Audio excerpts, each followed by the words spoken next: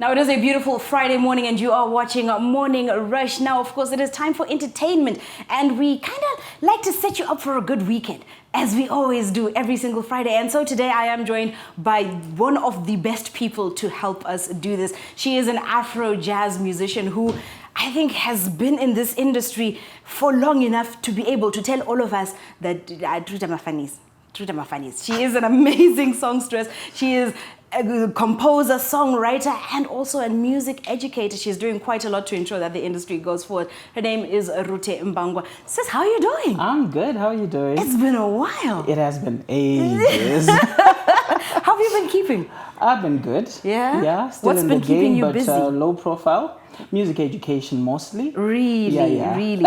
I think let's start there before we track backwards to actually getting into the industry. You decided you now want to impart your knowledge on younger. I did not decide. I think it was a calling. Really?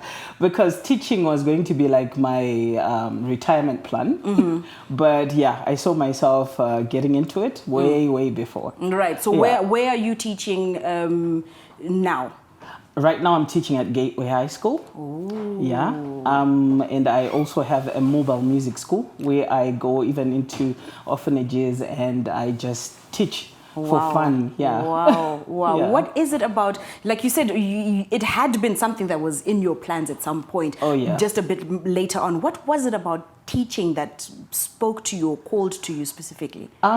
Just the need to see quality and also just to have people having an in-depth knowledge of what they do.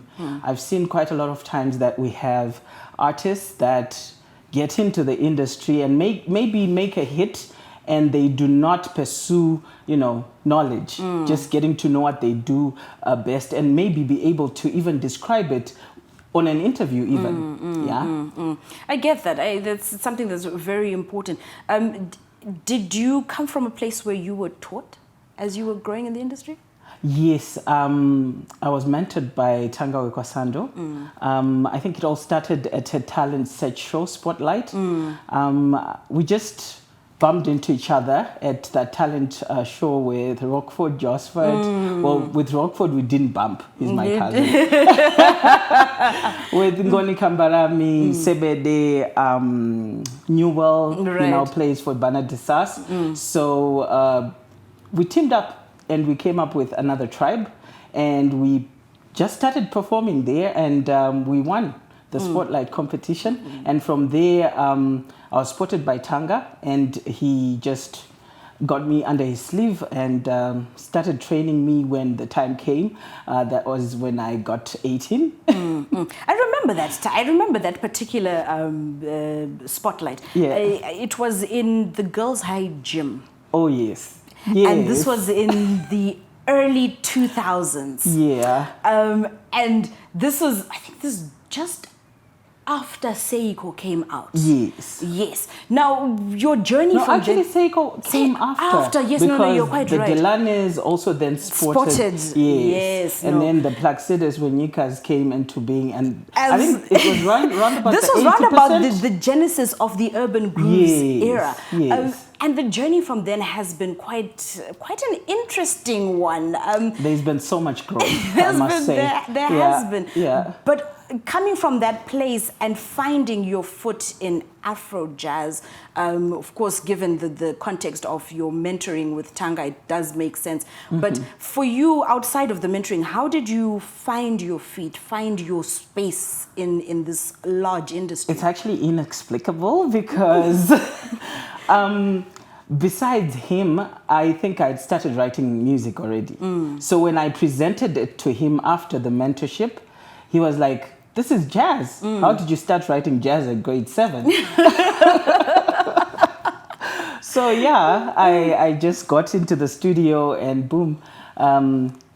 With the support of so many people, of course, the media and everybody was just it was just the right incubator at that time. Right. You know, a lot was happening in the media because Spotlight was actually a media initiative. Yes. Now, you know, as we talk about the strides that have been made, we've also kind of taken a couple of steps backwards in terms of how we consume and appreciate music as Zimbabweans. Oh, yeah. Where has that left refined artists such as yourselves who have particular niches that, you know, require that discernment in taste?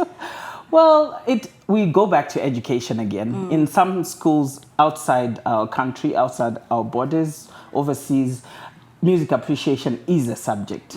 So you get to listen to different types of music of the world, and you're taught that this kind of music goes well with a dinner, this kind of music for the gym and stuff like that. I've seen that a lot of times we've got music misplaced in our society. Yeah. Sometimes you just want this dining room kind of music, just being serenaded as you eat. But you find people jumping up and down, yeah? So, yeah, it's one of those. Well, sis, it's good to have seen you again after so long. And where do we find you now? Like, if we want to come through for a session, what's going on? Oh, my goodness. On the public scene, it's here and there. Sometimes I'm at different dining places. I understand we're not supposed to. Yeah. So you can check it out on my page, Rute Mbangwa and Jazz Sensation on Facebook, at Rute Mbangwa again on Instagram, Twitter, and YouTube. Lovely, love it. Thank you so much for making time to pass through and hang out with us this morning. Thank you so much for having me. We do hope to see more from you. And, you know, expansion. And a lot is coming your way because this is my 20th year, so I'll be celebrating end of year. We are ready for it. Thank you so much. Thank now, you. Of course, that was Rute Mbangwa, an enigma in the industry in itself. Somebody that you definitely, if you didn't know about it because you are young, we'll excuse you. But if you're my generation and over, what are you doing? While you think about your decisions in life, don't go away. Morning Rush will be right back.